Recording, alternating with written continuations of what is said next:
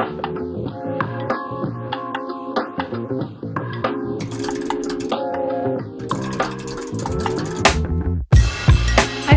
Sophie and welcome back to part 2 of my brand design series, where I am taking you behind the scenes of doing a full branding process for a real client. And in this brand design series, I've actually got a couple that are coming up, but in this brand design series, we are doing a rebrand for a really popular wedding venue in Indiana called White Willow Farms. If you haven't checked out part 1, I linked it in the description below. So that you can go ahead and go back and make sure that you watch the first part of this series so that everything all makes sense and so that you're able to see every single part of this process. Just to kind of give you an update, since we last talked, I've actually been able to create the mood board, which will serve as the visual direction for this entire project. Got feedback from the client, have an approved mood board, so I'm gonna just show you that and just kind of talk through what we came up with. I didn't actually film the whole process of like creating the mood board, but everybody does their mood boards differently. Like, I've seen so many different mood boards from different graphic designers that all look different.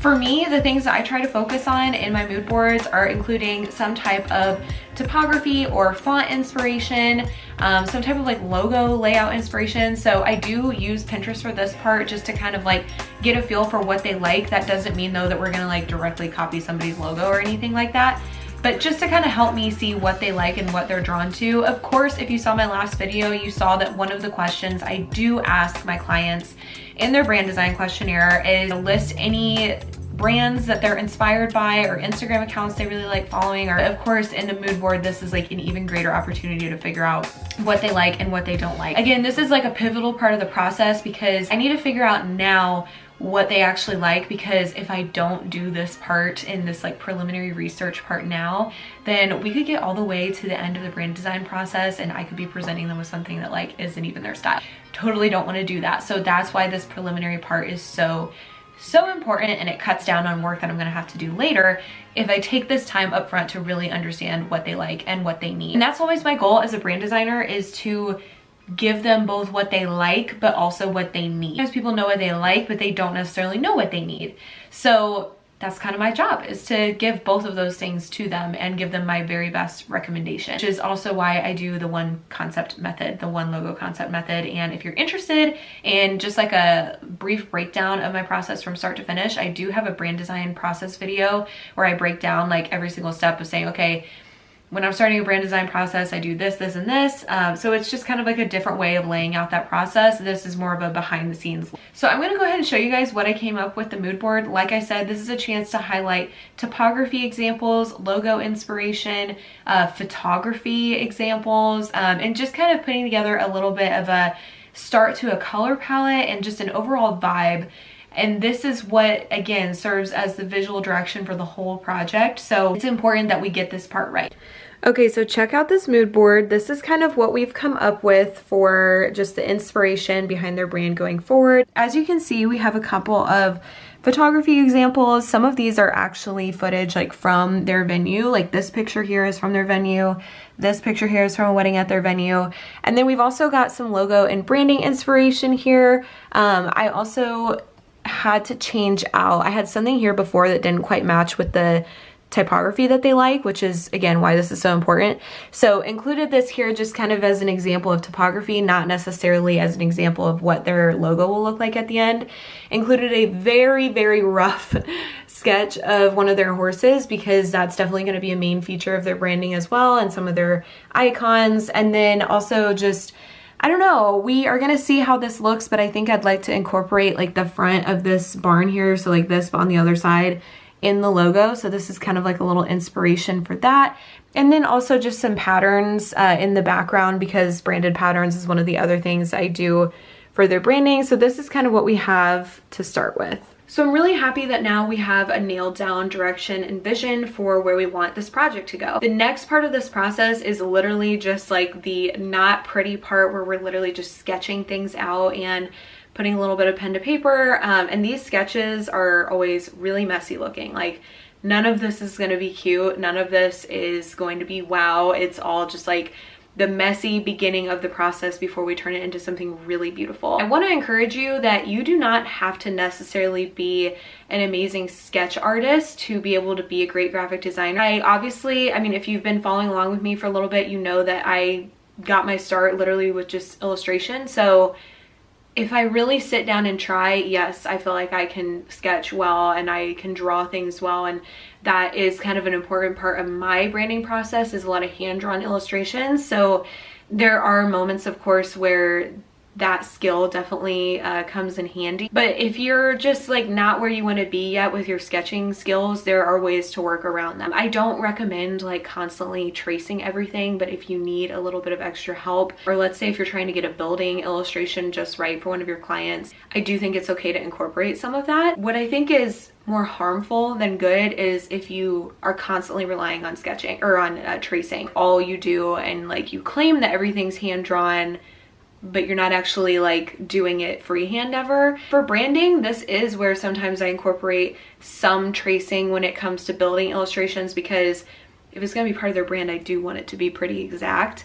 But there's a lot of artwork that I do, like the patterns and the icons and stuff, that's completely hand-drawn and not traced. If you're gonna trace anything though, you need to make sure that you have permission to use the images. Either it needs to be like a commercial use, like free for commercial use stock photo, something that you're doing for the brand, then that's one thing. Where if you're like utilizing some of their design or photography assets that they've shared with you, that can be kind of like a sticky subject to talk about, I feel like, for graphic designers. I would challenge you though to not rely on tracing too much though, because it keeps you from being able to like really practice your sketching skills. All that aside, everything that I'm doing today though is very like rough sketches that sometimes I literally just do with a pen on a piece of notebook paper. So I have this notebook that I'll sometimes do messy sketches for. I did branding for another wedding venue called Coppertop Acres, and this is literally the sketches that we started with. None of that looks cute. I did a brand design series that has not come out yet, that will actually be coming out after this one. All the branding's already done for it, I just haven't shared the videos yet, but like this was kind of like the sketching that I started with. It's super messy, like none of it is cute. It's not meant to be cute, it's just kind of meant to be like something to get me started before I actually start designing things in Adobe Illustrator. So I'm just gonna start drawing out some ideas right away.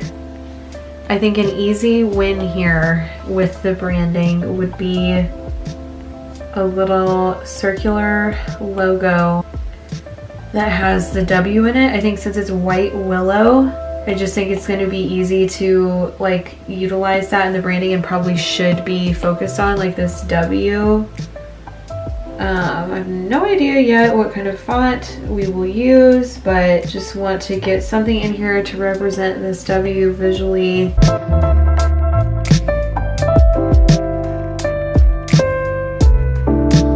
I also think that having the letter W and then establish 20, oh gosh, I'll have to check and see. I have everything for their project stored on Honeybook. 2018.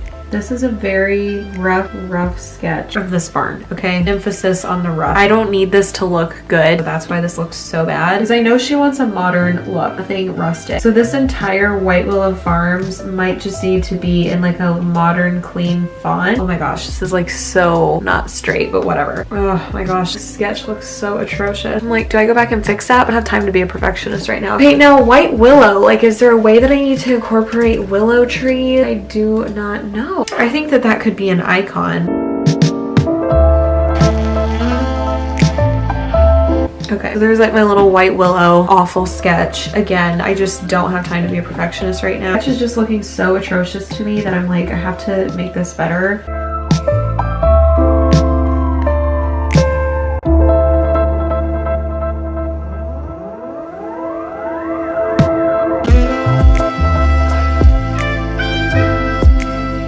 It's not great, but is it much better? Yes, absolutely. This I can work with. The other stuff is gonna have to go because it almost looks, this sketch almost looks so bad that it's like distracting me from being able to see like what this could potentially look like.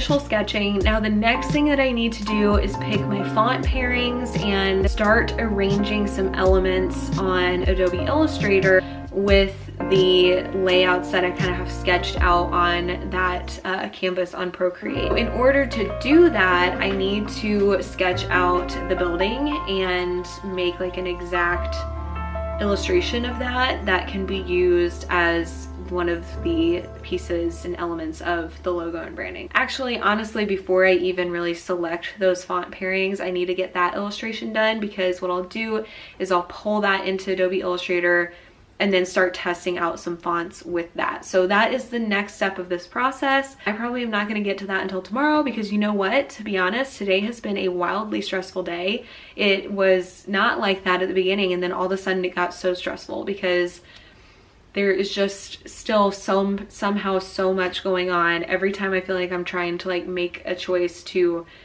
like scale down, be proactive, get a lot of stuff done, think that I have like a lighter load or a lighter plate, I'm realizing that like, oh my gosh, I totally don't. Like, everything is just so crazy. I had a client meeting that resulted in a lot of additional deliverables, which I am so happy to do. But to be honest with you guys, I'm being stretched so unbelievably thin right now. This is my own fault. And so now I'm really stressed out. So, and I can't like be creative when I'm stressed out and like need to get other things done off the list. So that's unfortunate. And tomorrow I have a day with a ton of meetings. I'm not really sure when I'm gonna have time to be creative.